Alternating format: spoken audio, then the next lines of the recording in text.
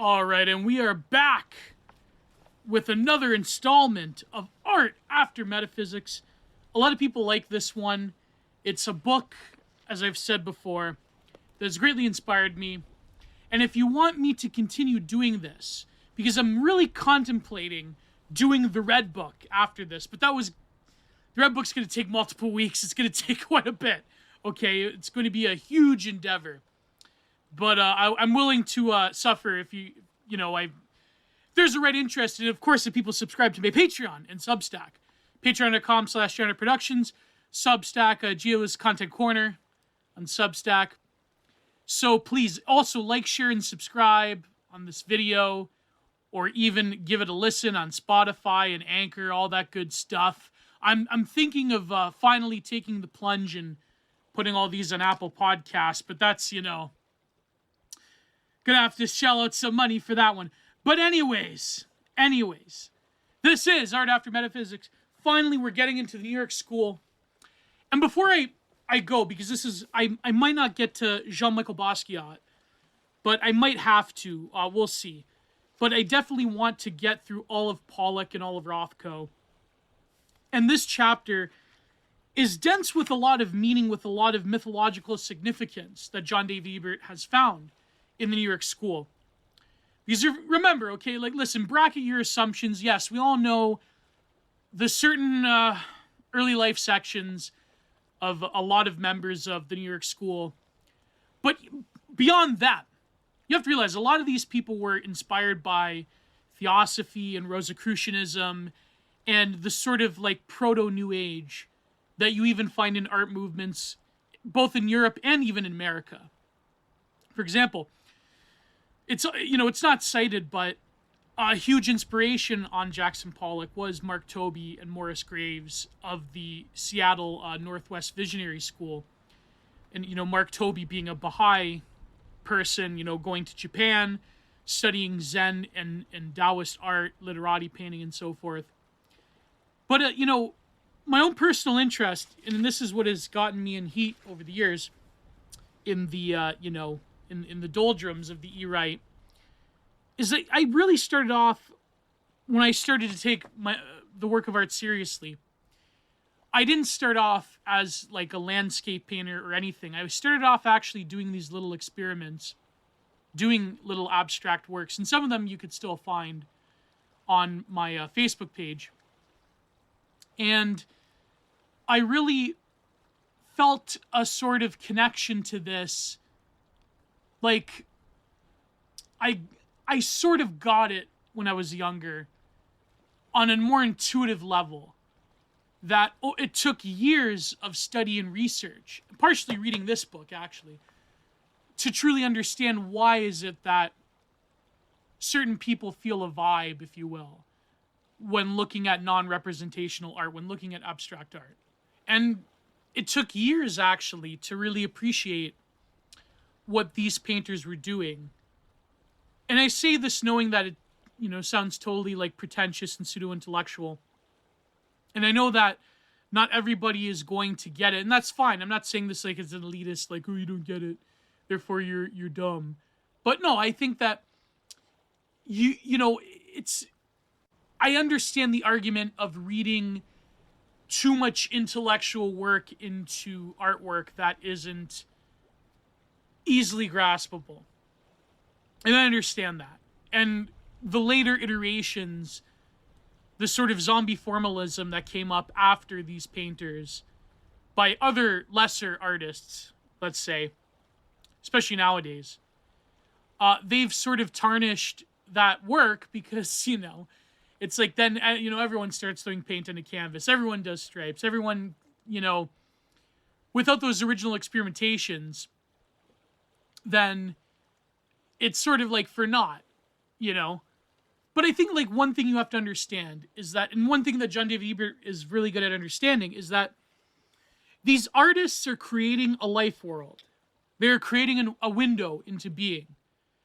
So they are not artists in the sort of the classical sense where they're operating within a civilizational milieu, where they're almost like artisans that are tasked to depict the life world of a particular civilization.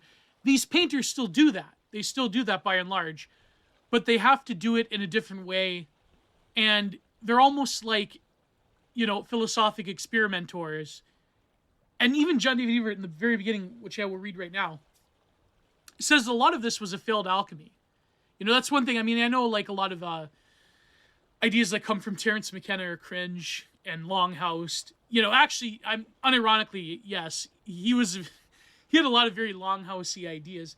But, the one thing he did say about the 60s was pretty much correct. And you could say this equally with a lot of the 20th century art movements that have come in this particular era, especially at its height in New York, is that a lot of it was a failed alchemy. This is how he described the 60s, and this is how John David Ebert describes the New York School.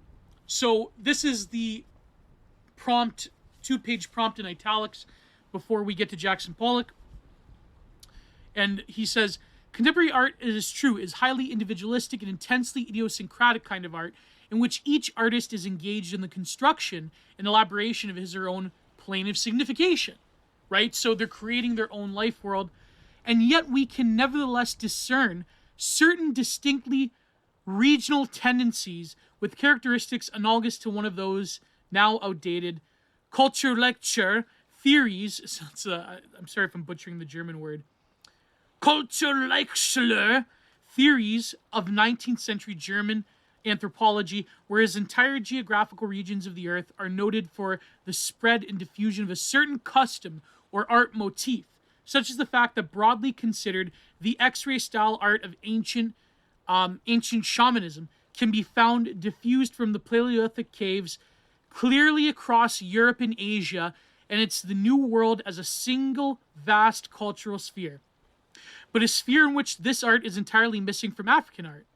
Other motifs have made such geographic distinctions and distributions that similarly characterize cultural zones. So, yes, it's true, and it's funny how he's noting that, the Germans discovered the national character of artwork.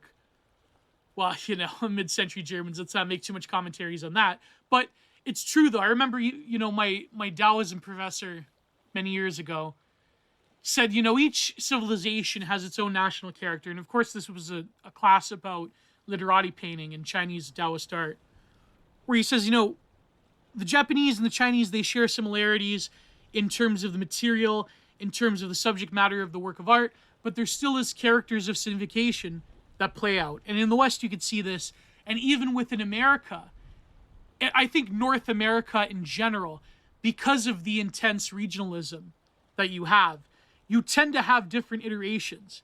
So, for example, when you look at a Morris Graves or a Mark Tobey painting, a white writing abstract painting, they have sort of similarities to the New York School that came later. Because, of course, they were painting in the 20s, 30s, and 40s, and the New York School was painting, in the 40s and 50s and so forth. So, but yet, Jackson Pollock, when you look at him, there's a marked difference between him and Mark Tobey, even though they may have, same like with in North America with the Group of Seven here in Canada, right? There's always differences.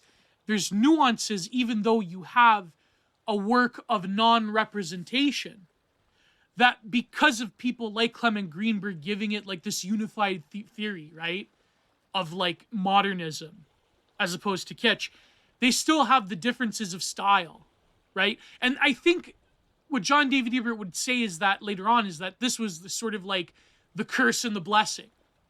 This was sort of like the beginning of the end. It helped, but it hurt. That you have this very stark marketed stylization between each artist creating their own life world. And then that leads to the marketization of it.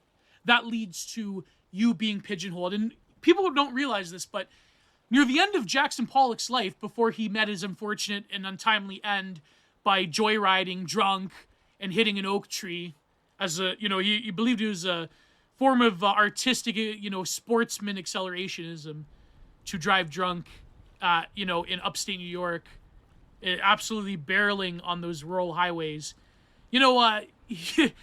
Before he met his end, he wanted to change. He moved away from the drips. He was much more sparse on Conti paper. He very similar, in fact, his later black and white works, very similar to a lot of literati Sumi works. So he was trying to like, there was groundwork there. I think if he would have lived, I think another decade, probably you would have seen something different, right? But he knew it. He knew that he was becoming like a caricature of himself. So, anyways, with contemporary art in New York, which begins during the late 1940s and 50s, there exists a twofold concern that seems to be characteristic of the artists as a group. On the one hand, as evidence in the work of Jackson Pollock and Mark Rothko, there is a concern with the dissolution of forms that is tantamount, I've pointed out in the introduction, to a sweeping and clearing of the stage of the basic iconotypes of European modernism. This is an effort on the part of the American artist to sever the ties with the European tradition and attempt to attain his own unique identity.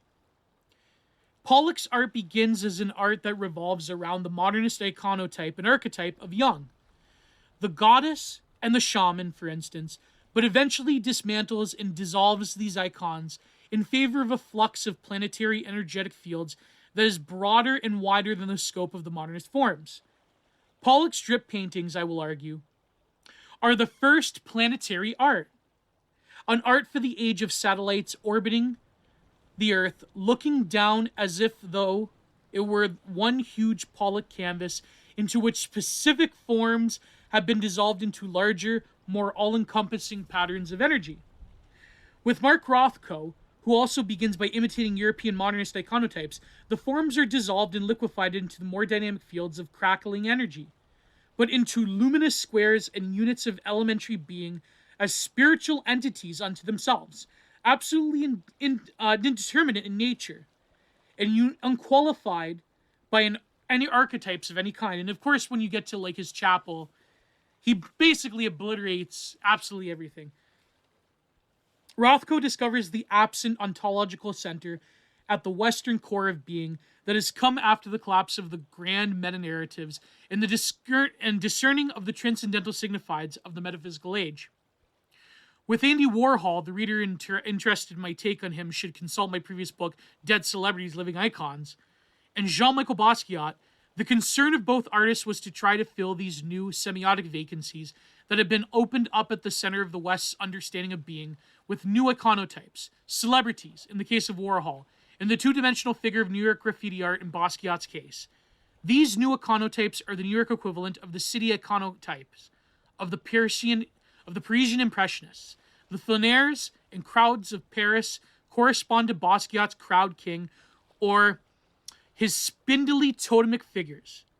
Well, of course, Basquiat walking through bombed out New York, graffitiing. Like, there is a romanticism of like the griminess of New York. Even like a right-wing reactionary could like see that, like, what do you think the Joker is, right? Like, what did Bap call him? The G slur man in the face paint. He really hated that movie. I tended to like Joker, but anyways, Basquiat. Now the Parisian center is filled with, another type of hoi polloi than the effete bourgeois of the Parisians. But we'll get to that. We'll get to that. While the artist as celebrity finds its analog in Warhol's cult of the two-dimensional electronic celebrity avatars of Elizabeth Taylor or Elvis Presley, Warhol and Basquiat then are concerned with, and ultimately abortive, attempt to create new iconotypes as the interior consciousness of the city of New York. The two artists are the prophets of the age of the internet. Wow, that's actually a hot take right there. I can't wait to get to that one. I have a lot of thoughts about that one. Into which all graffiti is poured, and YouTube, which democratizes the cult of celebrity into 15-minute windows of YouTube's allowed upload time. So you can tell, this is dated. This is so dated. This is like early YouTube, right? Well, he wrote this in, he probably wrote this before 2013, before it came out, but, this is, for those of you Zoomers could never. Back in the day, they only allowed you 15 minutes on YouTube. That's why you had to string together a whole lecture with multiple videos. That's, John David Ebert, his earliest videos, I believe a lot of them are still kicking around before he paywalled a lot of them. You could find them, and they were like part 1, part 2, part 3. those are that's the golden age of YouTube. We need to return to that. I think maybe TikTok doing the 2-3 minute thing is sort of like maybe a more mass produced, vulgar return to that. But anyways, I think that the live stream really destroyed succinct intellectual points on YouTube, but who knows. Yeah, so 50 minutes, YouTube allowed upload time. The Warhol would very much have approved, but it is an abortive project, since New York's ascendance as the capital of the art world lasts for scarcely 2 or perhaps at most 3 decades. Well, I would say it still is. It's just that it's become globalized. So there's a difference, right? It ushers in globalization like nothing else. Contemporary art is a planetary phenomenon that is not tied to any particular city, and so no city can any longer claim to be its center. The center is everywhere and nowhere, just like the internet. So there you go. That is an amazing point. Amazing point. So you understand that John David Ebert is, and he probably gets this from Spengler, obviously. He's a genealogical thinker, right? So the way you have to look at the work of art is in some ways similar to way art, mainstream art historians look at it, but different. In that there is ground-swelling implications to it. So Jackson Pollock, for instance, is responding to or intuiting the new technology of the awareness of the planetary, of the awareness of the satellite. Because what happens right after Pollock dies? Right after he smashes into that oak tree, America goes to space. Well, let's face it, for mythological sake, let's argue America went to the moon first, right? But we all know that there were secret Russian cosmonauts that met a pretty grisly end. But for argument's sake, America and the Soviet Union. I think the Soviet Union technically went to space first, and then America. But let's, both of them, let's not quabble over this, right? But the point being is that the artwork intuits things, and in a way, the New York School, rightfully or wrongfully, and this is the tragic note about the New York School, is that it led to the planetarization, that is a word. It led to the globalization of the work of art. It led to the proliferation of a truly global homogeneous artwork, because now the center of life in art. So I know the criticism that people would say is that, especially in contemporary art history, art history academia, is that, to say that is so Eurocentric to say that there was one city that embodied the whole artwork. What about artwork in Lagos, Nigeria? What about artwork in Beijing or wherever? It's I understand, but the point being is that from our global picture from Western civilization, right, from Faustian man, it went from these different cities, from Rome to Paris to London to New York, right? So you have to really look at things from that way, and you have to sort of bracket this post-colonial discourse. You have to really, you can acknowledge it as I have, but really, let's face it, there were global cities when it comes to the work of art. But New York, in a way, was the beginning of the end, because it led to the non-city, the non-place of the work of art. So as art becomes non-objective, therefore the character of the work of art becomes decentered. It's decentered first and foremost, as we know from last week, from its physical location and position. Now it is being decentered from the city itself, from the heart of a civilization itself. America took the awareness of the work of art and globalized it. But was that the fault of the New York School? Maybe not, because there was still idiosyncrasies that linked painters like Pollock and Rothko to their era and their epoch and even their city. These are thoroughly through and through American painters. You can't take Pollock and put him in France. You can't take Pollock and put him in Lagos. You can't take Rothko and put him in Beijing. By the way, Beijing has a burgeoning art world, by the way. There was a great documentary once on it. I think the BBC did this documentary. So, but anyways, besides the point.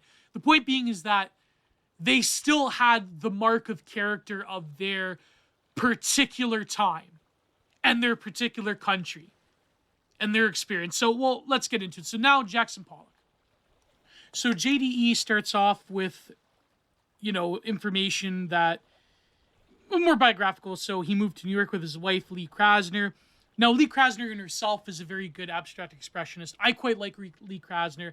I know, being the wife of Jackson Pollock, typically a lot of the women in the scene at the time, they're accused of basically just ripping off their male counterparts that they were either married to or had affairs with. But Lee Krasner, I do quite like her own take on action painting and abstract expressionism. They're very, wave-like, they're very swoopy, they're very, they have a lot of motion going on that I feel is quite different from the more, masculine iteration of Jackson Pollock violently throwing paint down on the canvas and dancing around it and so forth. There's still a lot of violence going on. There's still a lot of motion being categorized on the paint, in the paint, but she has a very different flavor on it, and her color field ability is quite good. Her color palette. I really like Lee Krasner. I like her work. So if you get a chance to look her up, then, So, in Long Island. So abstract expressionism put America on the cultural map as a new and distinct development from the type of modernist art that had come into being in Europe, and especially in Paris during the period between 1860 and 1945. Well known to the annals of art history, Pollock, Downer, contemporary artist, has remained unchanged. Pollock and Krasner's exile from New York City, that is to say through self-imposed, was nevertheless tantamount to a performance of the exile of Adam and Eve from the garden, a mythological event which Peter Sloterdijk, in his book Spheres 1, Bubbles, described as a symptomatic of what he calls spherological crisis. This is a type of ontological crisis that ensues in a civilization whenever a protective macrosphere collapses. In the case of Adam and Eve, the crisis consists in the exile from the world of careless concern to a state of ontological anxiety, in an existence of being thrown into another world in which care and concern would become from henceforth constitutive of new levels of human consciousness. In the case of Pollock and Krasner, the semiotics of the two worlds are reversed, for it was the existence within the polysphere of New York City that compressed and constrained Pollock to a life of anxiety, worry, and desperation, whereas out in Long Island, the removal of these pressures not only allowed him to stop drinking for 2 years, but made possible the singularity of his own great creative explosion. Nevertheless, the structure shared by the historical episode with the myth is the same, namely the crisis announced by the exile from one sphere to the next, or rather from the state of escapement inside a protective macrosphere in New York City as the modern cosmopolitan, or cosmopolis, to a state of exile and unprotective worldlessness beyond it. So Jackson, historically was kind of a cantankerous character. They did the documentary with him where they displayed the famous painters that were still living. I think they did one on Picasso, but, Pollock was, historically untamable, and he felt constrained by the New York art world, so he really wanted to move to a rural place where he sort of connected himself to, I guess you could say, a greater energy or energies. And, he was in Jungian therapy for a long time in psychoanalysis. And so he really wanted to discover something more. And this is where he developed action painting on those, outside and in his big studio where he was dancing around the canvas and so forth. Pollock's exile from the modern world city, like Dante's from Florence, in which case the poet invents his own literary cosmos as a sort of Derridian supplement to his situation, is an event that becomes archetypal for understanding the ontological status of the contemporary artist of today. So in a way, most artists are exiled from a sort of mythical polis, but because we no longer have a world art city that grounds the work of art into a civilization, the modern contemporary artist is in a perpetual state of exile. right? So you could go anywhere. You could go to the past. You could go, to some kind of like weirdo futurism. The hyper political as well also denatures artists and like deroots them and puts them into the service of a globalized regime. But then John David Ebert, I believe he gets into a little bit of politics in the end, but we'll see. For Pollock's exile from New York City signifies the modern world city no longer needs the artist, who has become entirely superfluous to its functioning, right? So the city doesn't need the artist. The artist no longer defines the vibe of the world city, right? The illustrator, the artisan, the graphic designer, the digital artist, now they take over nowadays, right? So the fine artist isn't doing too good in terms of its significance to a civilization, which is quite tragic. It's almost like, I wouldn't go so far as like Danto and others to say that we live in a post-art world, but certainly the significance of the fine artist qua artist has become of lesser importance to civilization, which is not a sign. I mean, in a way, the artists did it to themselves, right? But in a way, it shows really the decay and the collapse of the world that we're living in, right? So consider the days of the 16th century Rome by contrast, in which an artist like Michelangelo or Bernini were absolutely essential to the cultural project of the Renaissance, which could never have taken place without him. In the 17th century Amsterdam, likewise, Rembrandt, together with all the other great Dutch painters, was articulating the new consciousness of a world that was then suffering the crisis of exile from another world sphere, as we have seen that, namely, of the Copernican, which, when collapsed, took all of the Christian iconotypes of medieval art down the drain along with it. So then he's going back to, then World War II. The city no longer needs the artist, for it has undergone a structural transformation, which has rendered him inessential to its contemporary task of building a worldless consumer cosmopolis, in which art no longer is necessary, because contemporary existence is no longer bounded and contained by semiotic systems of meaning that create worlds, boundaries, and membranes. World War II shattered the boundaries separating one world epoch from the next. Worldless society, in other words, art becomes irrelevant. So the boundaries of the world, as defined by empires, as defined by whole systems of identity, and of a race, and of a people, and of a culture, and of a religion that the empire entailed, that was smashed in World War II by global liberalism, right? Because who were the winners? The two decentered monotypes of ideology, rather than blood and soil, or king and crown, or religion and so forth. It was America and the Soviet Union, right? Those were the two ideologies that by definition wanted to globalize, that wanted to spread out and deracinate all the cultures that they came into contact with. If you think only the Soviet Union did it with the Soviet satellite states and whatever, and with, Tito's Yugoslavia, or then with China and various other Asian countries that became communist, in Latin American communism, if you think that it was only the Soviets that did this, that crushed local identities into prevailing ideological systems, if you think America didn't do that, well, I'm sorry. America did that as well during the Cold War. So the role of the artist was transformed in this time. The artist still had significance, but not so much in America. Because in America, they still have this like freewheeling capitalist, like you could sell whatever, man. You could do whatever, man. There no longer was a historic importance to having a unique system that the artist represents. Now it's like with capitalism, you could do anything, right? You're condemned to consumerism in all aspects. With communism, they still had the state court artists, right? They still had Soviet realism. But, that too went by the wayside after the collapse of the Soviet Union, right? Like that, then it became a free-for-all. So then he talks about Bretton Woods after World War II, European powers and they're losing their colonies and withdrawing into themselves. The monadologist creating his own self-enclosed system of meaning and manners of a bricoleur,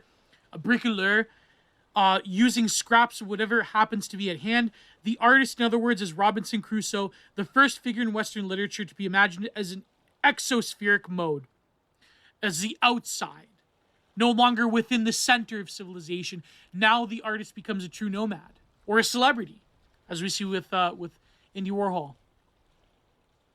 His own macrosphere as a world island unto itself. Hence the exile of Pollock from the world city of New York illustrates a rupture in art history, demarcating the existence of status of the artist from henceforth in exile from a world horizon who must suffer the agon, not of completing and dialoguing with the old masters in an effort to find, as Andre Malraux describes in his Voices of Silence, his own voice, these days are long gone, but rather to create his own monadologically self-contained world island of meaning that may or may not have any kind of semiological dialogue with the masters of the now vanished metaphysical age.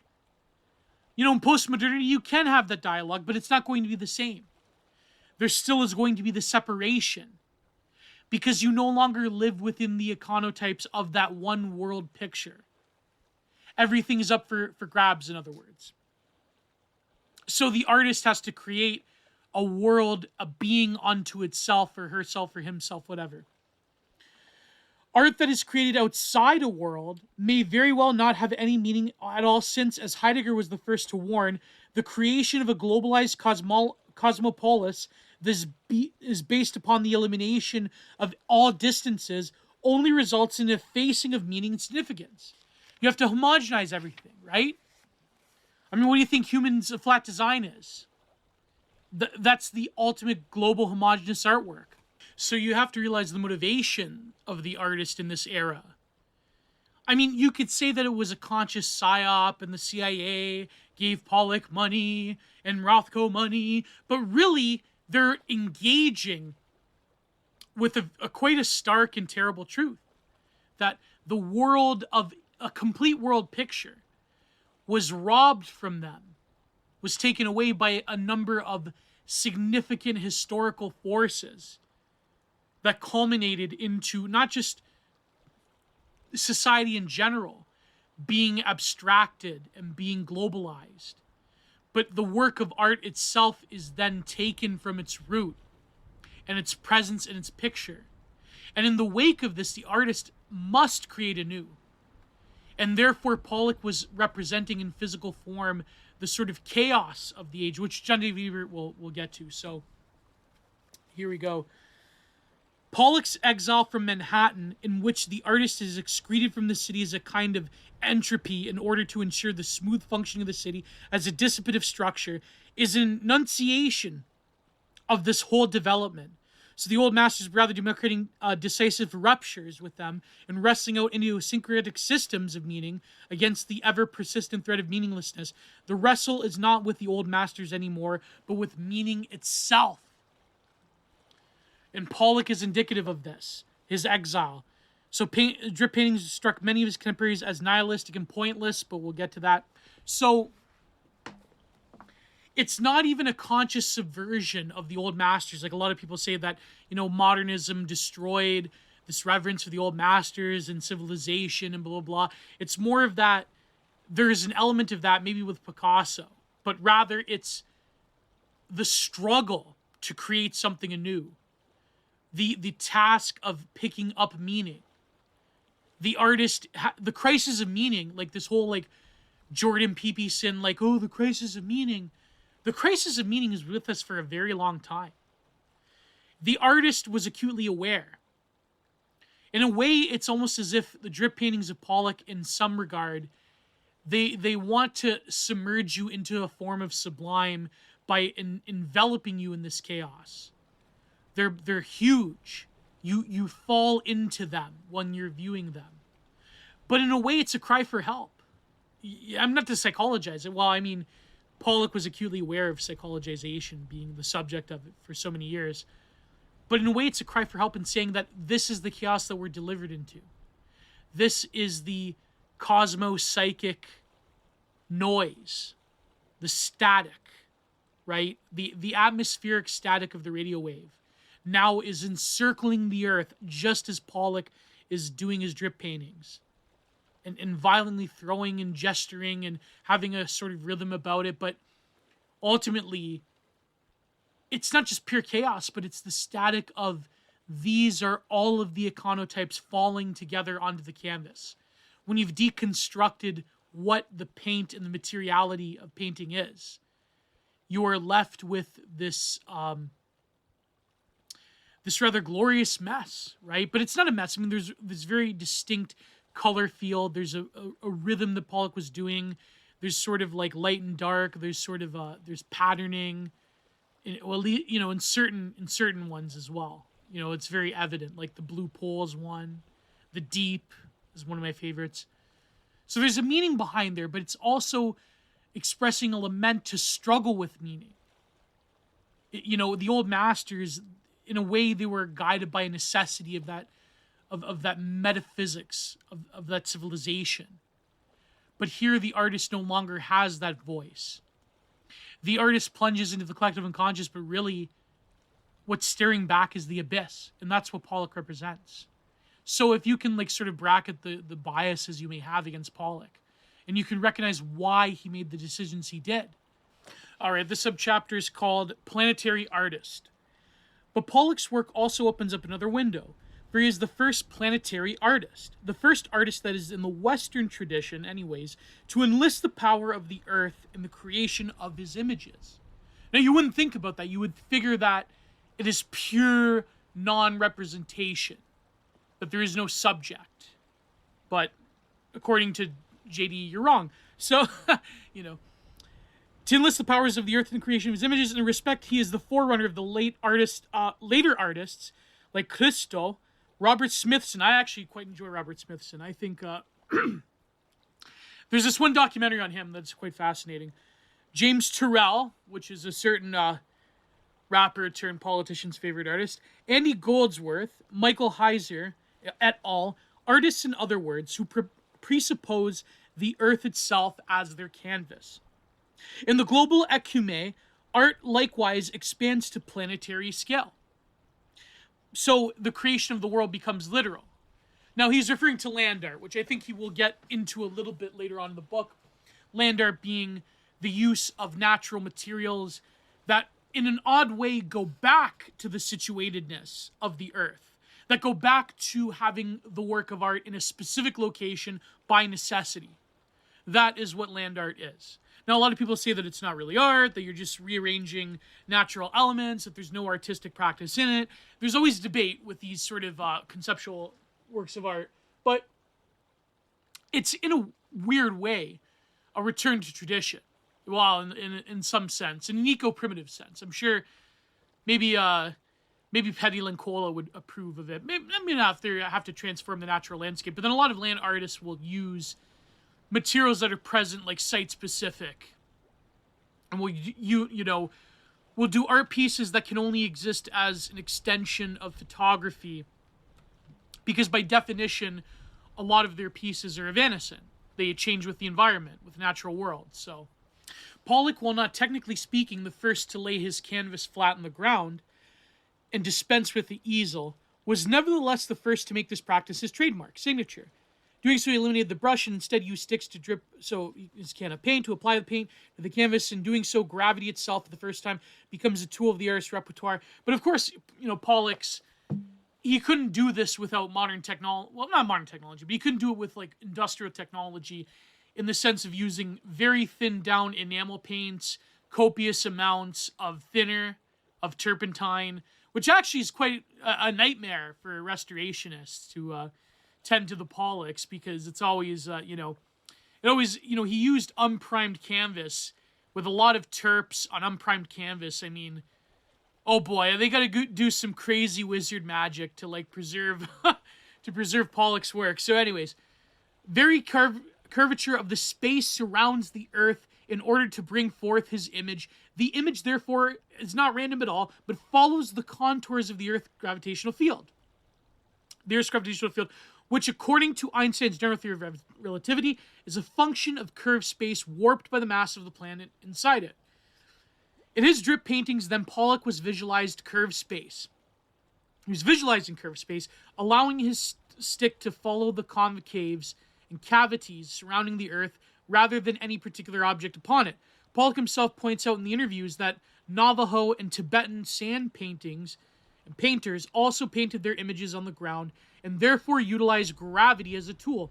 But yeah, so even the Tibetan sand painters, what they'll do, they'll have this hollowed out little bamboo stick that has a tiny hole in it where they basically piddle with a little tiny stick.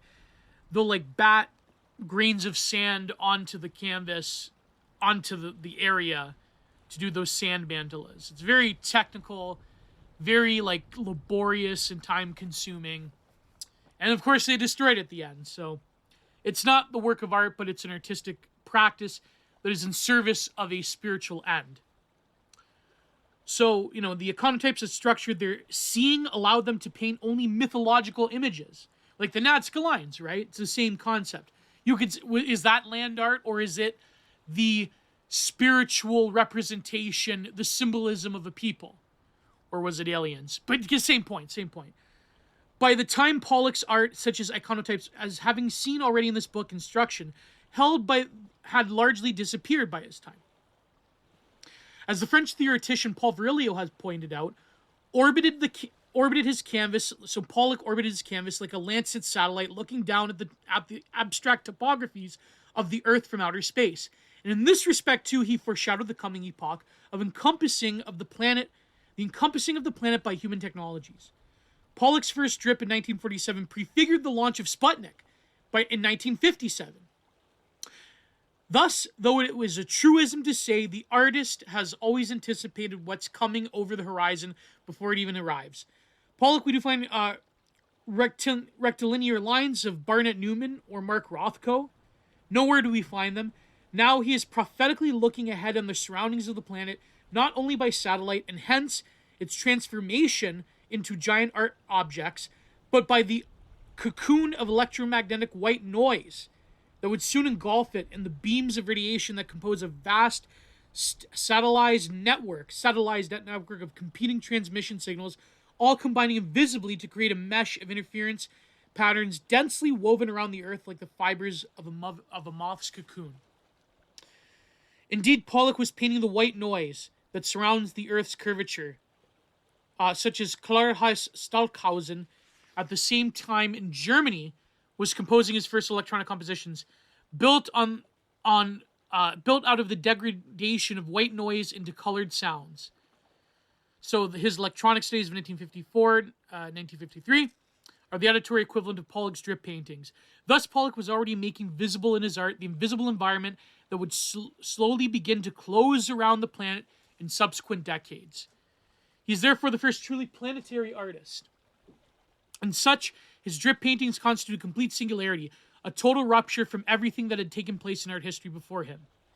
Pollock's works corresponds to what Badiou describes as an eruption of a singularity into status quo situation, an event, in other words. So in French theory, the event is something that ruptures an order but singularizes another order that has different elements that coalesce into it, right? So, for example, the event of a protest, something that Hart and Negri talks about. In other words, it's changing the sequence of history of the situation. For after all, Pollock, as we know, art would never be the same again. So, in a way, you could say that Pollock was doing something deep. He was doing something that was transformative, something that ruptured with the past, but also represented an insight that could only be within the collective unconscious if it not were for the shift of a new planetary technology. Radio waves, sound waves, satellites, kind of like the dialogue I showed you back, I forget which episode of Infocracy. It was the dialogue with from the HBO show Oz, with Antonio Napa talking about communication technology and television, how maybe there will be so many voices beamed up to the heavens that maybe God chooses not to listen anymore because of the noise. I thought that was a very profound statement. If you go back to, I think it was like the third episode of Infocracy, I forget. Anyways, you notice how, of course, to be fair, you could say that this is intellectual straining, right? I will give you that.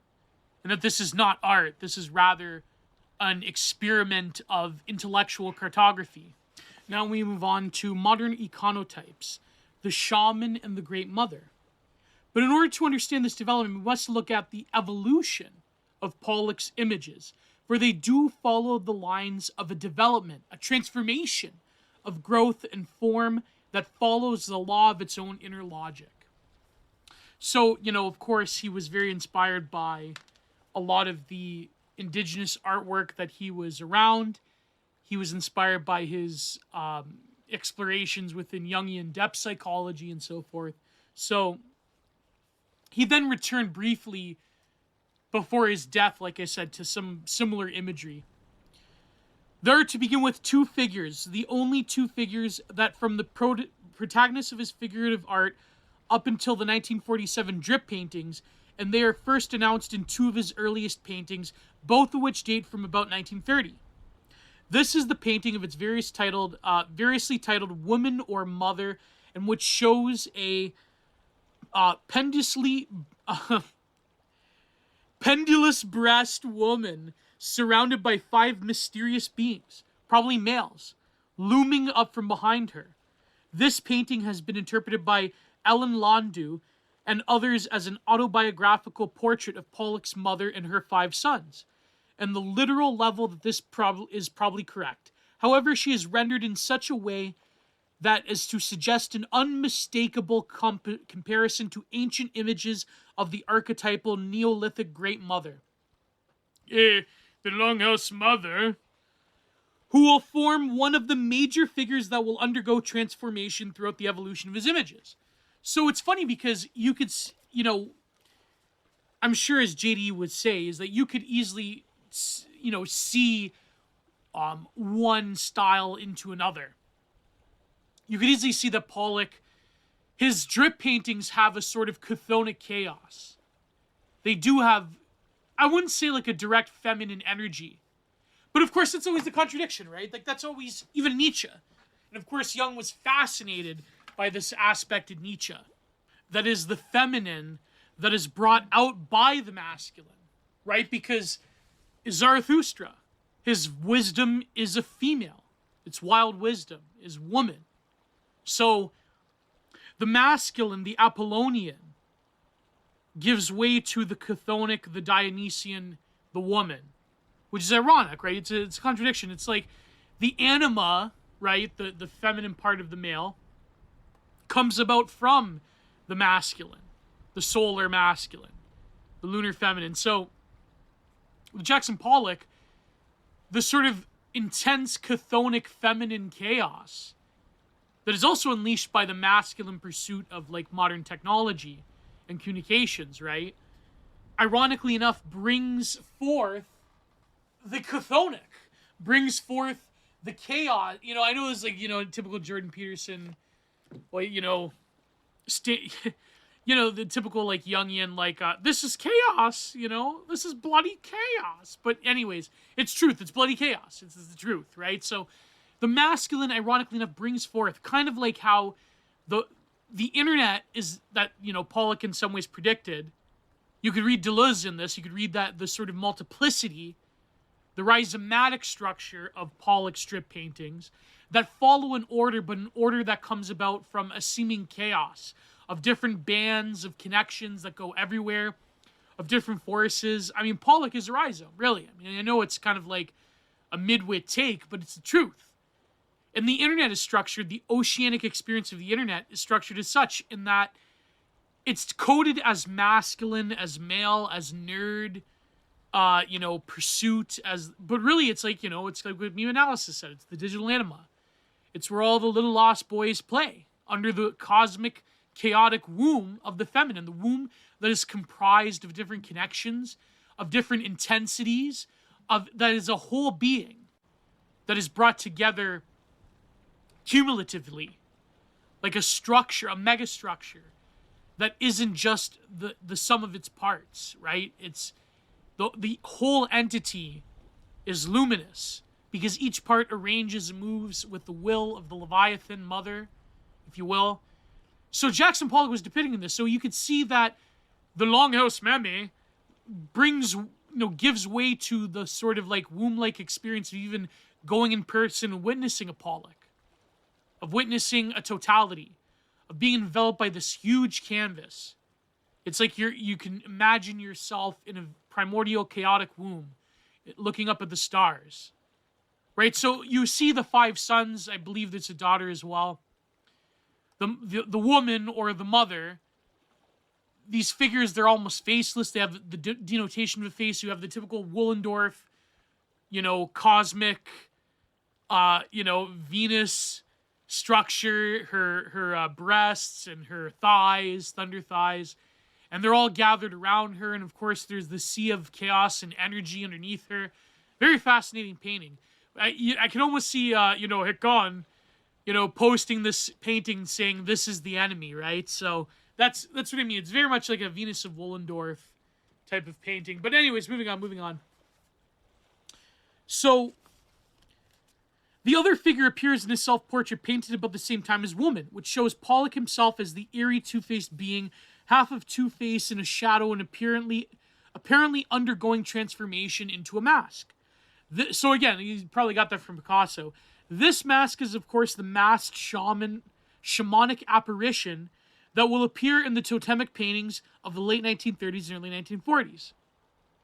That apparition is simply a transformation of himself as alter ego, the masked shaman being whose consort is the Great Mother.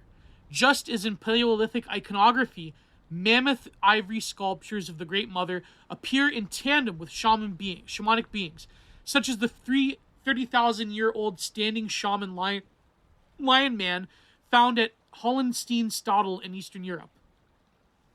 The masked shaman being makes its actual debut in his 1938 painting, Birth, his first masterpiece, incidentally, which shows a series of masked faces all tumbling into disarray as they fall downward, as though they were spilling forth from some kind of cosmic womb, like the vaginal cleft of the Deep, one of his last paintings. The Deep is one of my favorite paintings, by the way, by Pollock.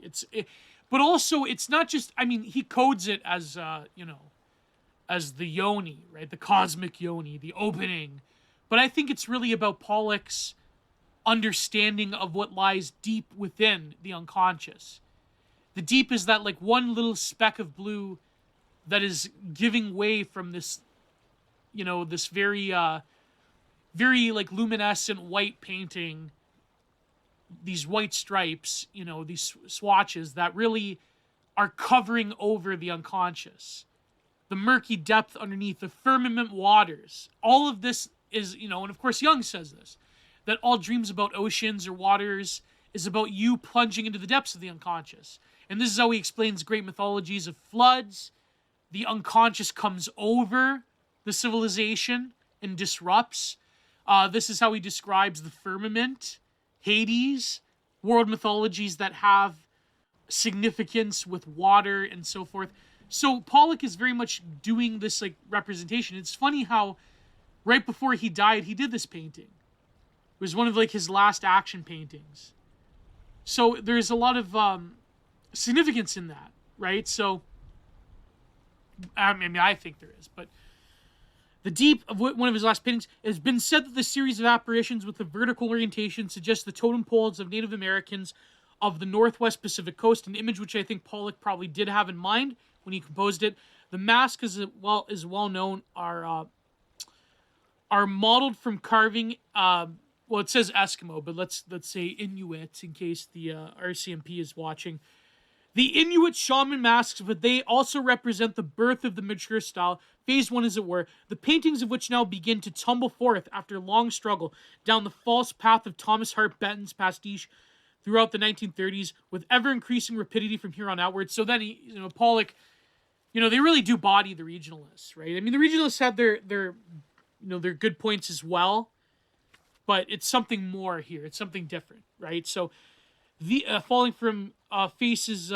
faces, moreover, already foreshadows his later use of gravity in the construction of the drip paintings, right? It's tumbling down. All of the iconotypes, all of the masks, they're tumbling down. They're going into the abyss, and now it's just the abyss that you're left with Pollock. So These masked apparitions continue to appear in the series of paintings from the period, including Naked Man, Masquerading Image, Bird, and Magic Mirror. Pollock was in actuality a displaced Southwestern artist.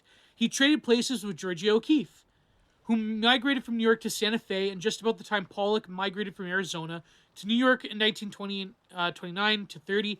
Since his early influences, as well known, were mostly Mexican mural artists and Native American artists.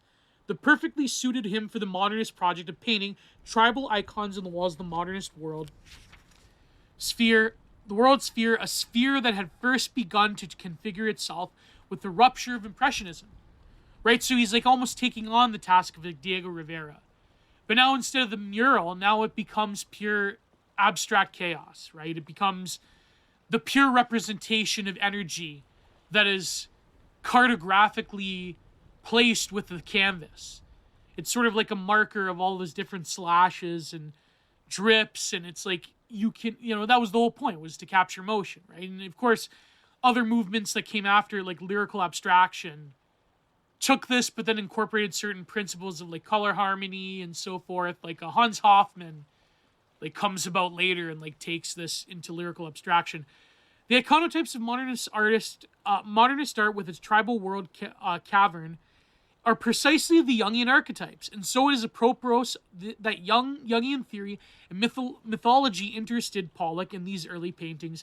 With the advent then of the drip paintings would come not only the death of modernist art, but also the death of tribal icons as the primary structuring forms. Pollock's art is a recapitulation in miniature of the shift from modernist iconotypes to the worldless vision of contemporary art, which has no iconotypes. So even in modern art, right, like the height of modernism, we can see that there is a pull towards the anti-modern. That's the contradiction, right? That's the ultimate.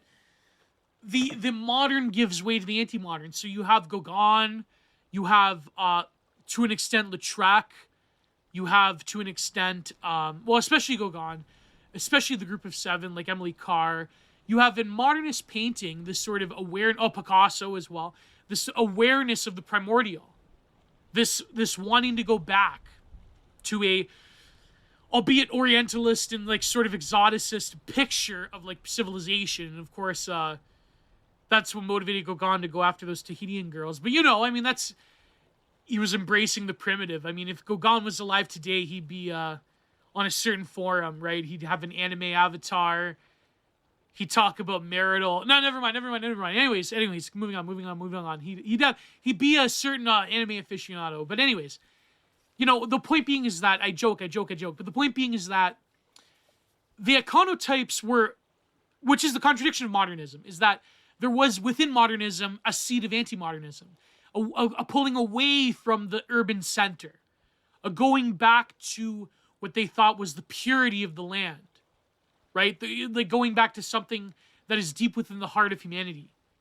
Although this is frustrated because it's still within the context of modern art. It's still within the gaze of the modern looking at the primitive, quote unquote. So Pollock erases all of this. He does this at the beginning. He goes along with Gauguin and Picasso. But then he goes even further into the world that Gauguin and Picasso were trying to get at. What did the secrets of these quote-unquote primitives, I'm using this as sociological term, I do not endorse, I am liberal, I'm a trendy progressive academic, but so I do not endorse this word primitive, but you get the point. These tribalistic peoples that practice animism. Pollock is saying you're just painting the representation of that. You're just painting the affectation of it from your understanding of the aesthetic of these people, the tribal mask. That is all Picasso is doing. Pollock is saying that, no, I must go into what they actually mean. Pollock is asking what mean. And so the only thing that he can come up with is this chaos, is this sort of rhizomatic form, right? So, and his self-portrait's quite interesting in this regard. Right, so you can see from birth you have a lot of like these orb beings, these masks tumbling down from this like, there's like limbs like defend. There's like limbs flailing everywhere. That's sort of deterritorialized. There's like just they're tumbling. There's another one that's also called Birth. That's very masculine. You could see like you'd see the arms and the appendages, and they're all deconstructed. And it's very interesting that way. So there's other ones at the same time. Yeah, like Birth is like there's a guy getting shanked. There's another one, the one that he did in 1941.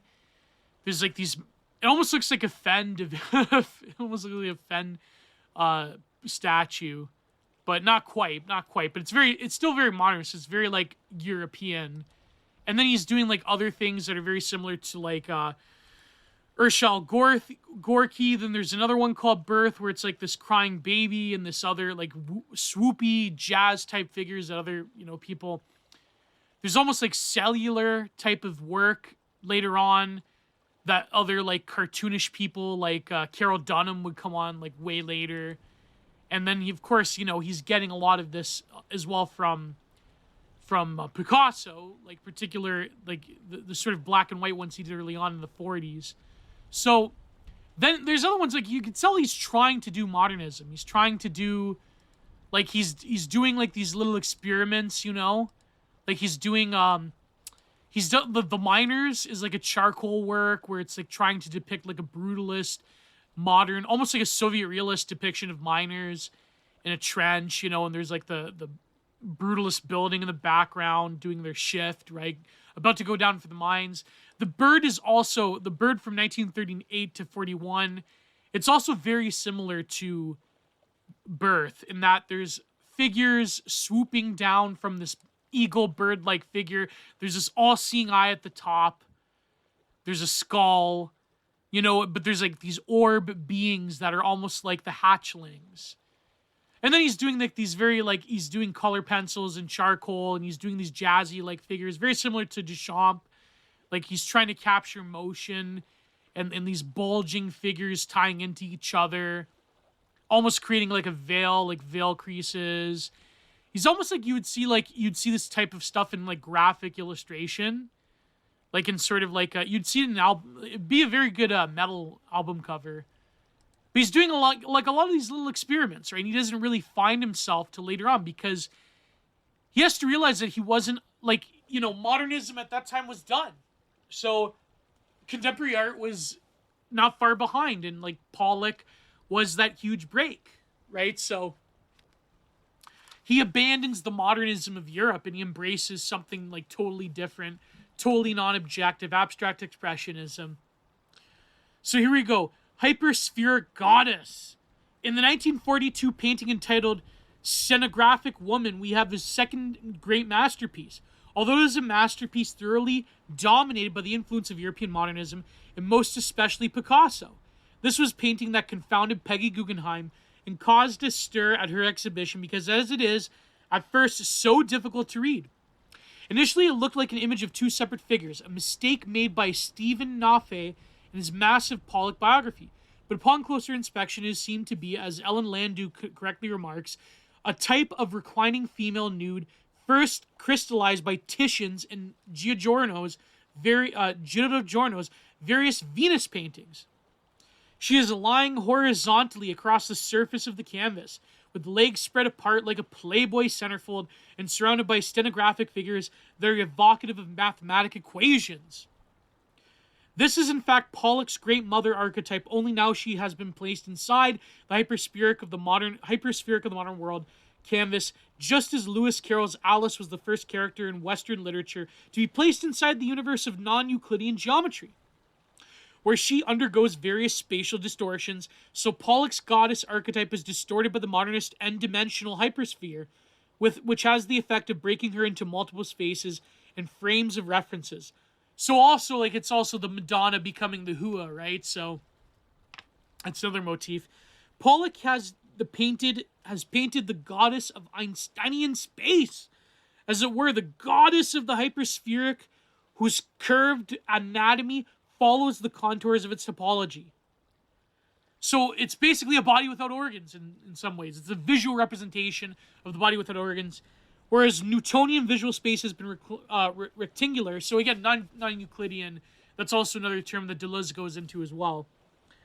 Optically correct and masculine in Einsteinian space, light travels along the geodecks of various space carved and warped by planets, stars, and galaxies. So the effect of light as well. It bends around the object, right? So I believe so. I mean, don't quote me on it. Likewise, in the painting, a yellow light ray passes through the central figure along a curved geodisc, with the equations surrounding her track the transformation of the Minkowskian world line through space-time. This image is thus an X-ray of the female anatomy of the modernist hyperspheric itself, upon which all the paintings of European art were then in process of being executed. It is this very cosmos identified with the body of the Great Mother that Pollock will soon cut apart in order to create the abstract cosmos of his later drip paintings. So he's literally, he's breaking down the subject into non-dimensional space, right? So it's not like Alex Gray, where you see through the subject, but it's hyper-focused anatomy and blood vessels and muscle groups and skeletal structures to like do this like psychedelic kitsch. It's like, no, it's none of this. It's like the figure is exploded into space, right? So it's exploded and light travels through it. But Pollock is saying, now that the figure is done, where is that light going to go? Where is that non-Euclidean dimension going to go? Remember, it's all to see around the figure, right? That's, I mean, I have a brief knowledge of non-Euclidean geometry, but it's to look at three-dimensional objects. It's around the figure. It's in it's in an object space that is not like linear and two-dimensional. It's rather it's the curved images, right? So, or curved objects. It's like to calculate it non-Euclidean geometry is to calculate. Anyways, moving on. The point being is that this sort of like explosion or piercing into the figure. There's this like blue color field that's wrapped around by this yellow and red tapestry. There's all these bouncing equations. The head of the figure is completely deterritorialized. The mouth, the eyes are all sort of like rearranged in that flat space that Picasso was so famous for. But now Pollock goes even further. The body itself is surrounded by hyperspace, right? So, and then therefore Pollock abandons this. There's also other ones as well that I quite enjoy that he was getting from Europe. Like there was the one in 1942 stenographic figure, which is even more like elongated and so forth. And it's got like a lot of I would say influences from Kandinsky as well. Like a lot of it comes from Kandinsky, Urshel Gorky, and like not very strong colors, very like washed out, almost pastel-y type of colors. And also what's so unique about stenographic figure is that, there is sort of like a submersion into these various equations, these various lines. But unlike his earlier work, they're not like very stark and heavy. The colors are light and airy. They almost feel like it's in a room on a table. Like, that's what it is. It's like you can feel it. It's very like somber. The colors are sort of they're definitely more European. They're not like Pollock's emphasis of very dark and brooding and greenish and earthly colors mixed in with violent reds and other ones that create these like, very stark gashes that he's carving into the canvas. You don't have any of this. Here you have a much more succinct, airy, almost like a Kandinsky form of painting, right? That's another very important aspect of it. But then he goes back, he radically transforms all of this. So instead of creating color masses by the brush, now he's creating color fields by the drips. He's creating them by swirling, by putting more drips in one area. Very deterritorialized approach than the solid color block that a lot of European painters were fond of. Then, of course, way later on after Pollock, then you have like geographic minimalism and things of this nature, that it's all just, hard edge, color field, which Frankenthaler that came after Pollock was quite good at. I think, well, she was directly inspired by Pollock, but The next section is called Becoming Animal. Becoming Animal. Becoming Animal. And so now we're getting into Pollock's more influences from various indigenous artworks. So in the 1943 painting known as She-Wolf, meanwhile, the shaman avatar from the earlier mask apparition paintings reappear. Only now has he transformed this into an animal avatar. Shamans are beings capable of transformation into animal totems, and the image on the cave shows Pollock's alter ego combined and blended with the female identity of his goddess. So in basic Jungian depth psychology, you would say that the anima complex is showing itself from the unconscious with animal imagery, which is pretty apt considering most of world mythologies, especially whatever you want to call it in the global south, right?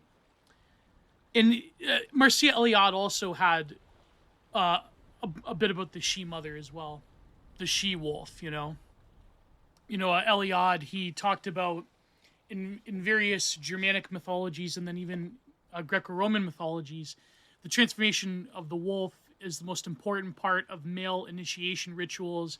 But then he talked about the one mythology of Sigmund, right? Sorry, is it Sigmund or let's see here. The initial theme here is obviously the test of courage, the resistance to physical suffering caused by the transformation to a wolf, but the compiler of the Wolf Song sagas no longer understood the original meaning. In the saga, Sigmund and Sinfotli only accidentally find skins and do not know how to remove them. So it talks about how first Sigmund, his mother sends him off with a wolf skin to then be initiated into the male warrior cult. Mythological bishop can be confined, interpreted as a description of the real male society, the famous mannerbund of ancient Germanic civilization. Literally, word berserk means warrior in the skin of a bear, and in this case, wolf. Berserk as a result of initiation, which includes special military tests. Tacitus reported that in the huts, the candidate did not cut his hair and beard until he had redacted an enemy. And so then it talks about the piercing skin suit. The king's two sons were turned into the wolves and could only come out of wolf skin every 10th day. Sigmund and Sinfotli put on their hides but could not remove them. They howled like wolves and understood wolf tongue. And they separated and agreed that they would not call each other for help except when they would have to deal with more than several opponents at once.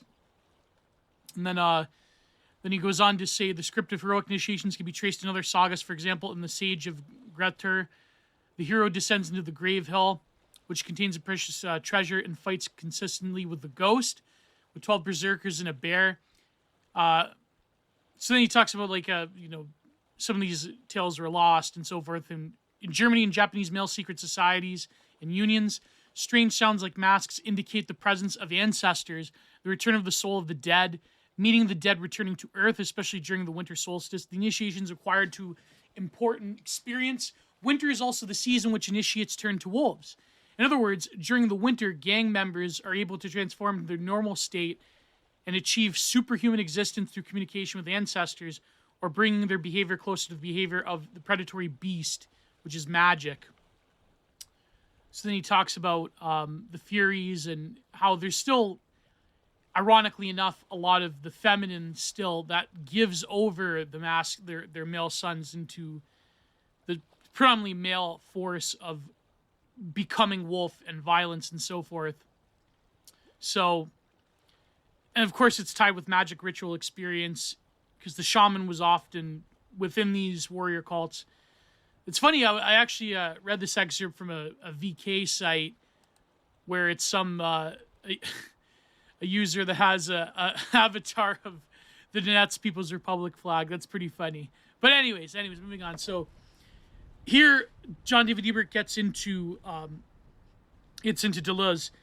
The central horizontal stripe that resembles an arrow, which follows the axis of the animal's vertebral column, already looks ahead to the becoming animal of Pollock himself.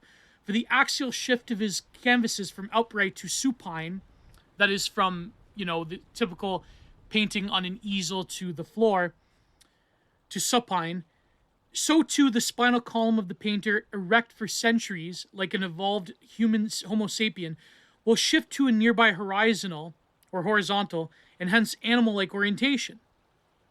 Thus, Pollock himself, with his drip paintings, will undergo the metamorphosis into human-animal-plant assemblage, a new and strange kind of artistic being that evokes a certain comparison with the painters of the Paleolithic and their obsession with animal forms like totemic she-wolves of this painting, which was directly inspired by Paleolithic art. This new human-animal-plant assemblage of the artist is a function of Pollock's relation to the earth, which, when vertical, skyscrapers in Manhattan now become behind him, becomes suddenly and spectacularly visible in the horizontal art.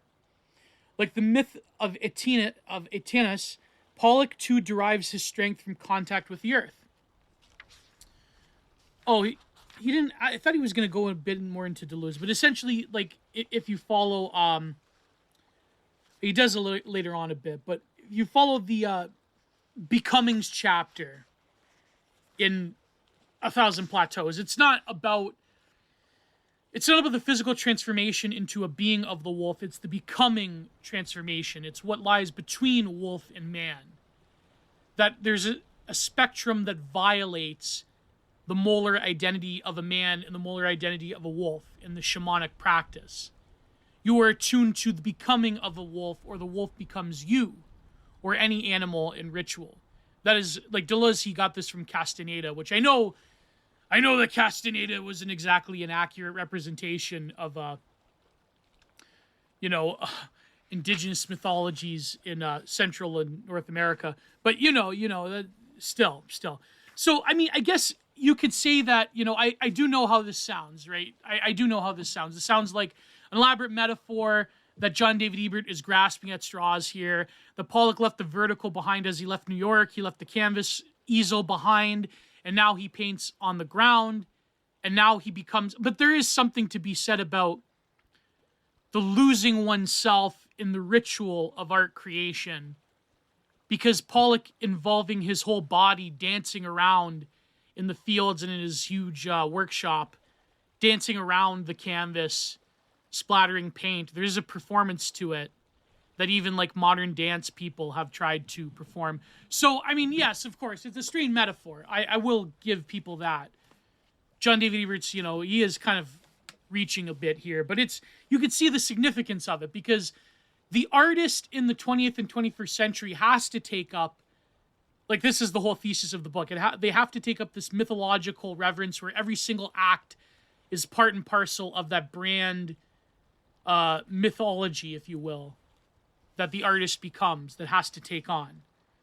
So, so you could say the Pollock dancing around the canvas, that becomes significant. Pollock leaving the vertical horizon of skyscrapers in New York, that becomes significance. So, yeah. The rupture. By now, with the 1943 painting known as Pasphea, the sacrifice begins to take place. The goddess that he's been transforming into, the great mother of the modern hypersphere, in stenographic figure, will now be slain, cut open and completely torn to pieces. That sounds pretty, that's like a Cannibal Corpse lyrics right there. With the debris of her body, Pollock will then proceed to construct his abstract cosmos. Pasodea was originally called Moby Dick, or entitled Moby Dick, which evokes the myth of the hunter of the great beast, the hunt for the great beast. The canvas featured a central creature, obviously feminine, that is flailing about in what looks like a water, while several armed beings stand around her, ready to thrust their spears into her in a performance of the Babylonian myth of the sacrifice of goddess Tiamat, whose body was cut open by Marduk to make the heavens and the earth out of it. An Aztec equivalent of the same myth, the earth goddess Tlatechtuli is torn in half by the creator god Quetzalcoatl, and the Tezcatlipoca, who each grab one half of her body and pull it apart, then use the pieces to construct the cosmos.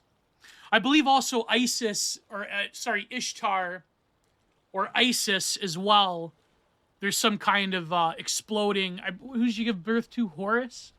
There's some kind of opening up of the feminine energies. There's a sort of cosmic,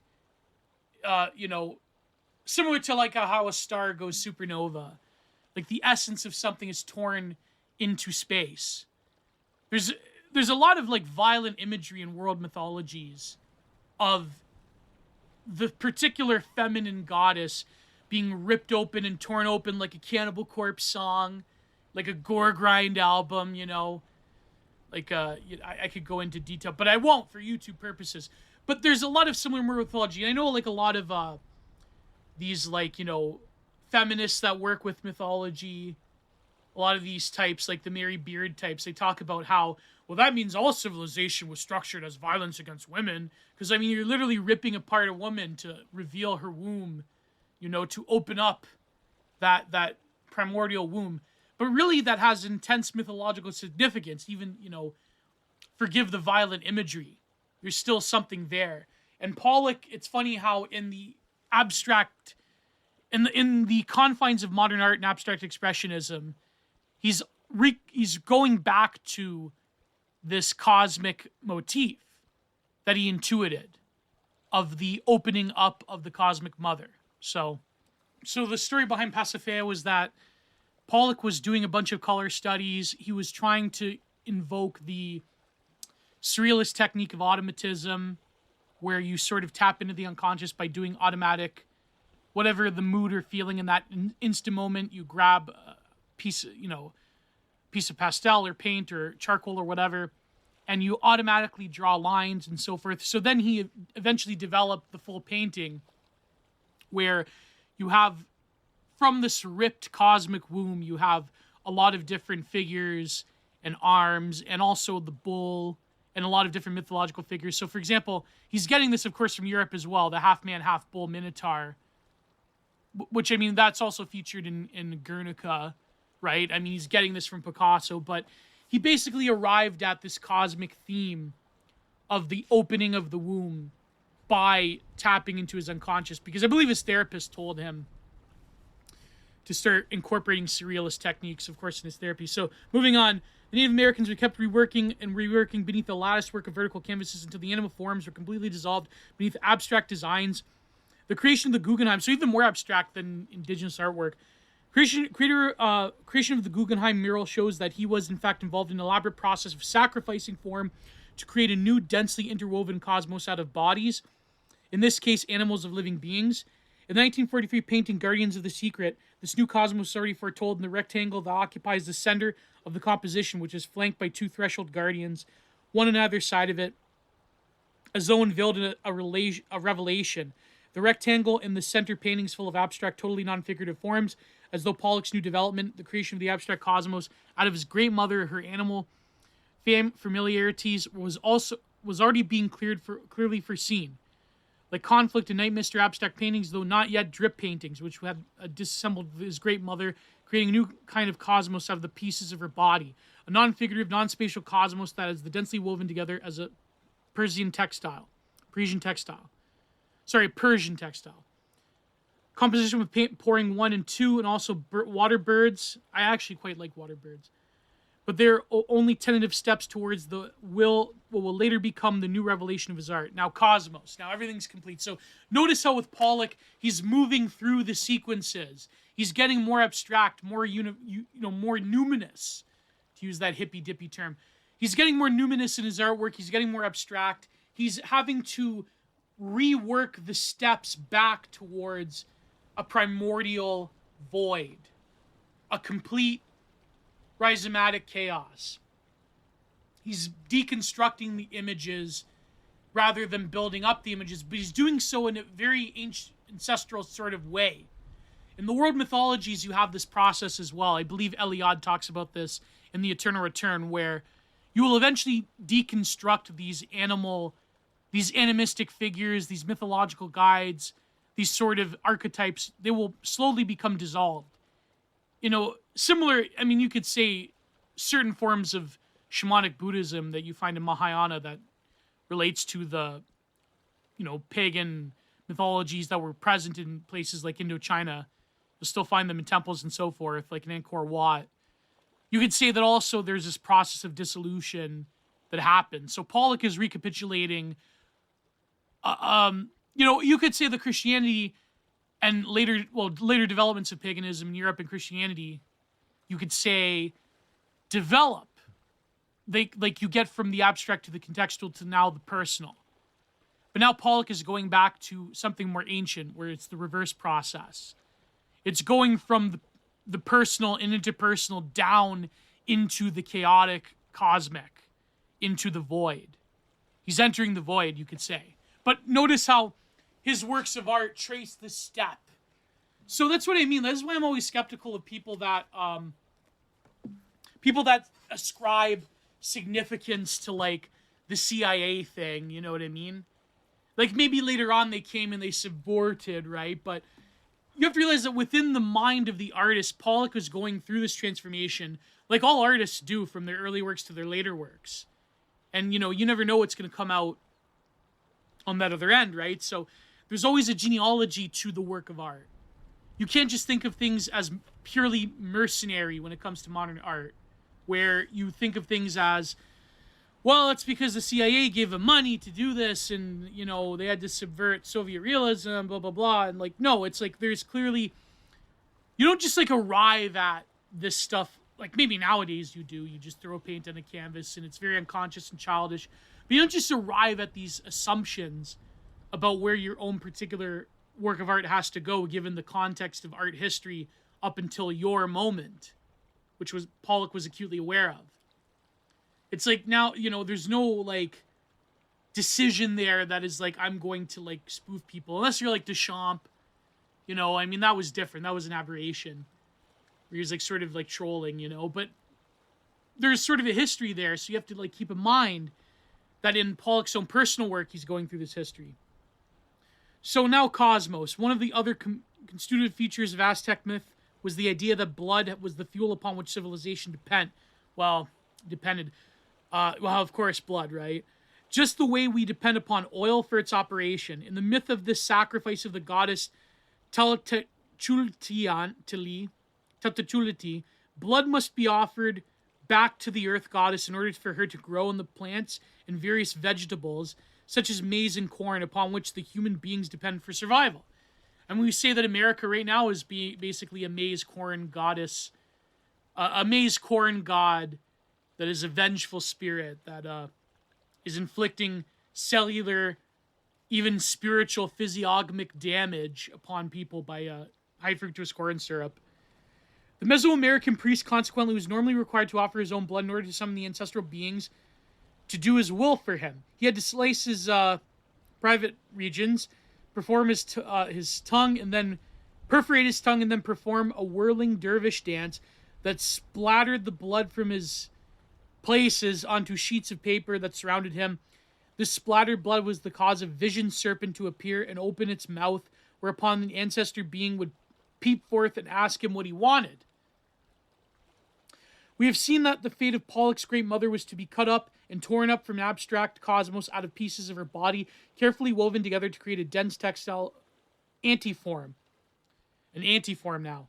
But now we must inquire the fate of Pollock's alter ego. The masked shaman whose later appearance in his art in the Totem Lessons from 1944 to 45. After that, the masked apparition does not appear again until the black and white canvases that follow his action paintings.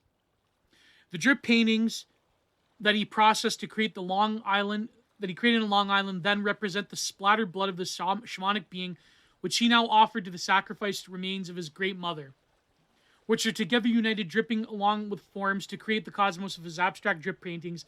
They are synthetic fusions of the blood of his shamanic protagonist mixed together with chunks of the great mother's body, and so the figures are all still present, therefore, in his later paintings. The universe that he creates out of the body of his great mother is based on the revelations soon to be taken up from the systems theory during the 1950s of self-organization from noise. His drip paintings, created by the using vertical motions of his hand, are densely vortices that evoke ancient creation myths in which the cosmos spontaneously brought itself into being from his own swirling vortices, like the atoms of Lucretius that swirl the cosmos into being. Atoms and void, right? The atomists of the pre-Socratics. The myth of autopoetic or self-making cosmos is very much opposed to the poetic myth of the marker in which Yahweh or else Plato's demiurge, I told you, fashion the universe into being along the lines of an artist craftsman who used a material like clay or brick to create a manufactured artifice. The creation of the universe out of the body of Tiamat by Marduk or Tautashuli by Quetzalcoatl, I can never pronounce the name, or Tezcatlipoca are also cosmogenic myths of this kind. But the myth of self-organization, which is much older myth, still preserved in the open lines of Hesiod's theogony, in which Gaia gives birth parthenogenetically, without insemination by a male, to her husband Oranos, survives from the ancient Neolithic plant world, in which the Great Mother, as goddess of the earth, gives rise out of her own substance to the plants which spirally grow, twisting slowly up to the soil, imitating the spiral patterns of the motions of the heavenly bodies. This mythology, as I've written about elsewhere, later resurfaces in complex dynamical systems theory, in which autopoietic systems then self-organize from noise become the primary reservation. Pollock, in his drip paintings, is already pointing ahead to the discovery of noise as revelation of the pre-cosmic chaos out of which the cosmos swirls themselves into being. Thus, Pollock in his artistic technique unconsciously imitates the myth of the maker who cuts up the body of the goddess to create a cosmos out of her, but yet the cosmos that he invents is precisely that of swirling motions, of the power of the goddess to self-organize. His work, therefore, is something of a paradox and defines facile readings that try to compare it to one or another category. His drip paintings are not merely energy made visible, as the cliche goes, rather they are instances of both, and they imagine both the curvature of the earth together with the electromagnetic noise that surrounds it. And they also retrieve the body of the sacrificed goddess whose power of self-organization from noise is the very myth that underlies the information and complexity theories. Pollock's art is great art, and great art is great precisely because it always evades complete capture by any one of the semiotic systems of meaning. Multiple semiotic systems are required to illuminate from various angles, but one idea underlying all of the systems, whether mythological or technological, is the revelation that noise, prior to the formation of the system, is the revelation from out which the system, be it the cosmos or sign, arrives. World Island. So then we'll go to the last bits here. But before we get to that, let me explain. So, for example, water birds. Let's take water birds, for instance. One of my favorite Pollock pieces. You have like a lot of... you have the energy of a bird, and certainly the sketches that he did suggested sort of waterfowl. He did a number of prints and sketches, and all of them have these abstract geometrical shapes that sort of converge on with each other. But now when you get to the full painting, you have, you have this blue and this turquoise in the middle. You have almost like suggesting water ripples. You have, of course, the beginning of his drips, but you still have visible shapes.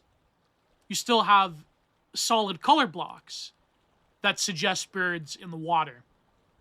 But when you really look at an artist image, and I know like the sort of like normie school tier, like, oh, Seurat invented the pixel. Yeah, Seurat invented the pixel, but let's examine that for a moment, okay?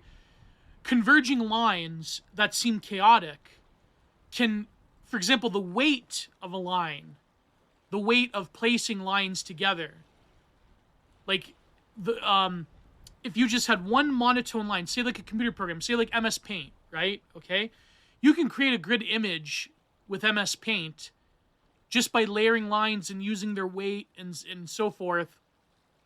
Because what is an image? It's tone, it's mass, color, but really it's tone. It's tone, it's the mass of the image, it's the shape of the image, it's the composition. You can take a very chaotic sequence of lines and put them together and arrange them in such a way as to approximate an image. You ever played, I don't know if Zoomers have had this, but you ever played Etch-a-Sketch? You know how people can like create things in Etch-a-Sketches? Like, if you have like even just the most limited form of the work of art, the most limited medium, was just a series of lines.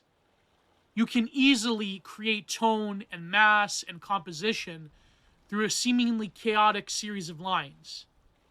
That's like again the sound waveforms that Pollock was experiencing in the 50s, right, in the 40s and 50s. You know, it's like everything. It's like if you look at the few paintings of Giacometti, right? They seem like they're just chaotic lines. A lot of artists do this, you know.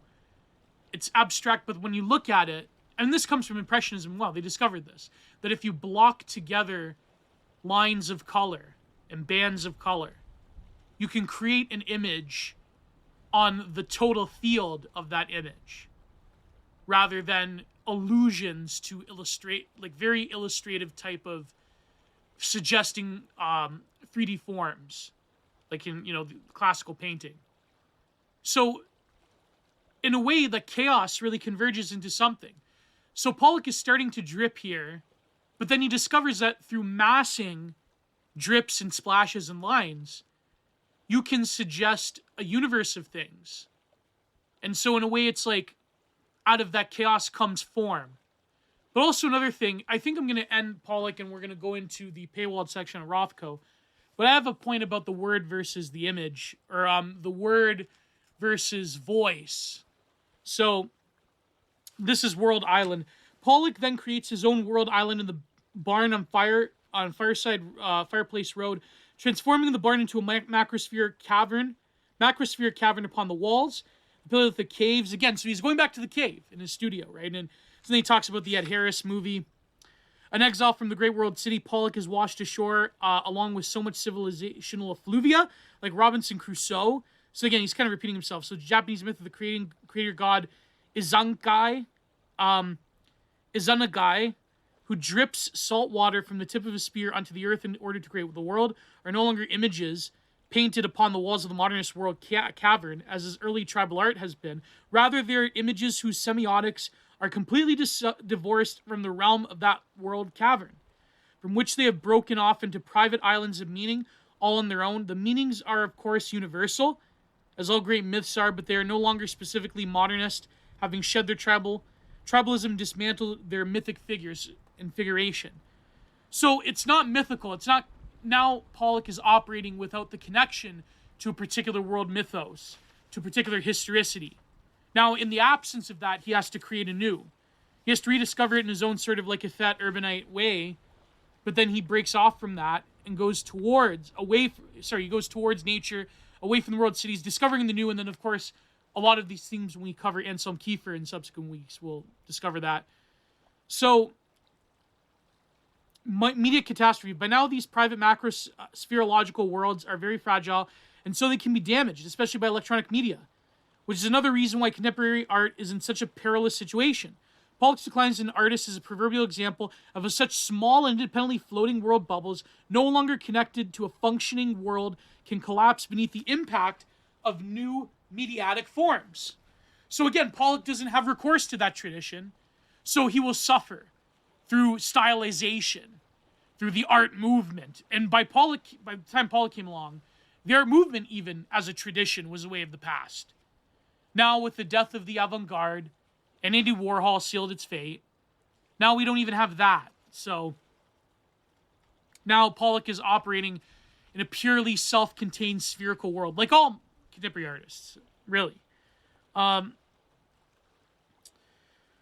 So anyways, in 1949, Life magazine had already created the Jackson Pollock icon, the famous image of him standing in front of his paintings with arms crossed defiantly, cigarette dangling from his mouth. Pollock's second self was created a two-dimensional avatar. This mediatic Pollock was mass-produced through the circulation of the magazine, whereupon his cloned and replicated image was sent via subscription to the homes of the average domestic American, instantly transforming him to America's first celebrity painter. The second Jackson Pollock, a flattened and caricatured version of him, which corresponds only vaguely to the complexities of the real, three-dimensional Pollock, the Pollock who drank obsessively, was always showing up at the party to ruin everyone's good time with outbursts of venomous anger and physical assaults. This Pollock, the bi Pollock, I didn't know Pollock was bi. I didn't know that. Who suffered from a mother fixation, who was instead... It was a mother fixation. I mean, you don't want to psychoanalyze the work of art, but I mean, come on, that's pretty clear why he, like he came from a larger family, fighting for his mother's attention, so forth. But also, like, there's a neurotic character there. There's, I think nowadays we have an obsession with the mother, in a variety of reasons. Prawn, for instance, that's like another, The existence of the image golem of Pollock begins to destabilize the real Jackson Pollock by taking root in his brain and haunting every action. So again, he's haunted by the specter of that media creation that Andy Warhol would then later would take up and discuss and rediscover and try to place into his iconography of the celebrity. His Polyphemus cavern, as it were. So he, so consequently, the artificiality of the stage showing Pollock painting outdoors, when in fact he always painted in the barn, his Polyphemus cavern, as it were, and directed him to take off his shoes in a certain way, to stand in a way that was properly cinematic, and so forth, created as much cognitive dissonance in Pollock's psyche that the moment the filming was done, he walked straight inside the house and started pouring himself a stiff drink for the first time in 2 years. So yeah, they did this documentary where they filmed him in action. That was pretty famous footage. But then by the last day of filming, he I think he threw stuff at him. He's like, that's enough. And he was a very cantankerous guy. He was very hard to get along with. The problem was in reality a matter of colliding media with a different image dynamics. Pollock's canvases over the years have been getting larger and larger, and more accomplished artists artistically, until they culminated just before Namuth's arrival at Fireplace Road with his best work. The gigantifying of his canvas, however, actually had the inverse effect of shrinking Pollock the man down to a person. Wow, that's actually a crazy observation.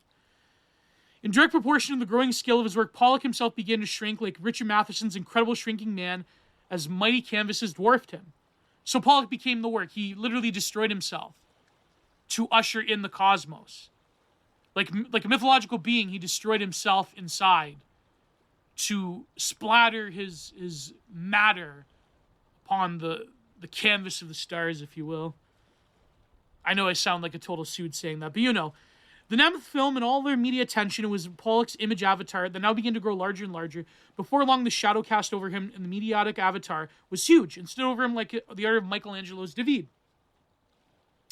The Namuth film was made, he was now larger in effect than the canvases had previously created. His mediotic shadow loomed over them now, and they seemed to him small and paltry by comparison.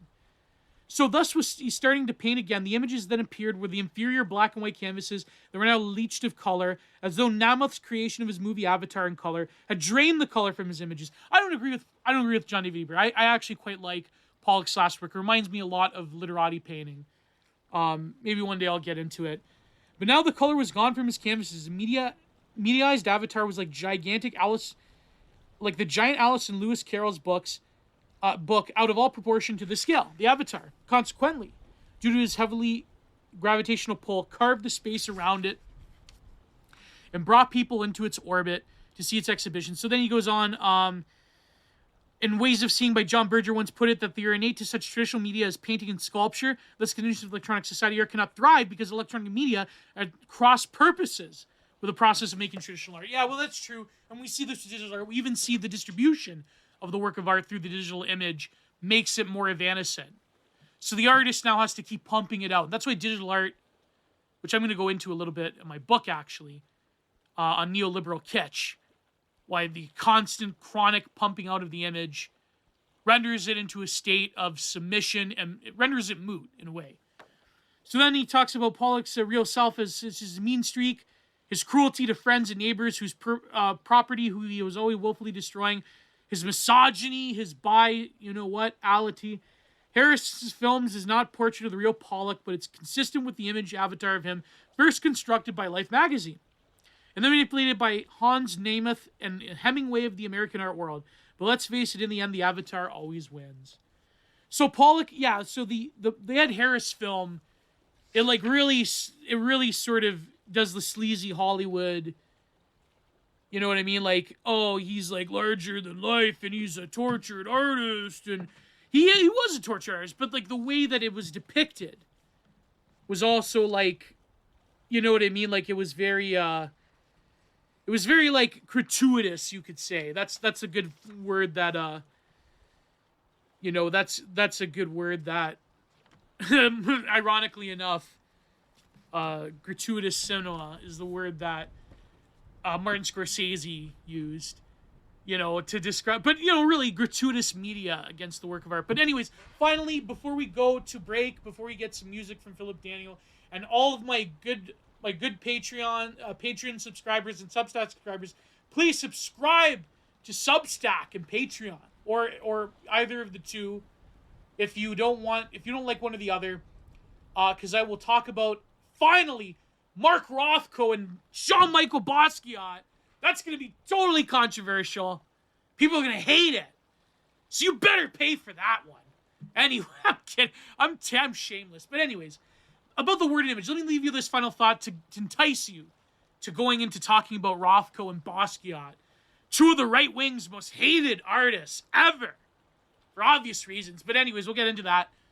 Very brave of John David Ebert to defend them, really. I mean, I've been trying to, that's why I wanted to review this book. This really is ground zero for Gio's awareness of a lot of art history. But anyways, not all of it, but So, look at Christian society, right? Okay, so one thing I would say about Jackson Pollock is that there is sort of a pagan mythos going on. There's sort of a tribalistic, shamanic mythos, where the word is the song, the voice, the music, that is evanescent. The oral tradition societies, they go from the image of the world and man into the cosmos. They go from the shaman starting off, and this is what Eliade talks about. The shaman starts off from the state of solidity within his being, but then the shaman abstracts his being, or her being. There were shamanesses as well, or her being, into a greater totality that from a mortal perspective seems chaotic and is deterritorialized. And the spirits have a progression from personalized beings to splattering themselves across the cosmos. The stars, the Nazca lines, in ancient Babylon, in Samaria, there was always, that's why like the transgender thing is so big with academics, where they'll talk about the mythologies of, like Inanna and like other world mythologies from Samaria having trans themes, because really it was about the abstraction of being into, a greater totality. So these societies, and even like with Nietzsche, you could say, he's taking a bit of that, Indo-pagan spirit, at least some like right-wingers claim. And he's saying that Nietzsche is capitulating this sort of divine abstraction, this limit experience that what is a limit experience? What is the oceanic experience to Freud? Is bringing you into a totality again, right? That's like, it's feeling a sense of the numinous. And a lot of different wisdom traditions throughout the world does this. But in Christianity is unique because we start off with chaos and then we go into form. It's the opposite. And the reason why it's the opposite is because the word, rather than the voice, at least to me, is primary. Because God speaks reality into existence through logos, which is, divine reason in creation, but is the word, right? The word then translates into language, then translates into the written form. So it is language rather than voice that is predicated in monotheistic, especially in Christianity, in Abrahamic monotheism. Because it's that opposite. It's going against the ancient trends in some ways. And don't quote me on this in case I'm blaspheming or I'm invoking some kind of obscure heresy. But I think that in general, don't get me wrong, and you can leave comments in the YouTube or elsewhere saying if I'm wrong or not.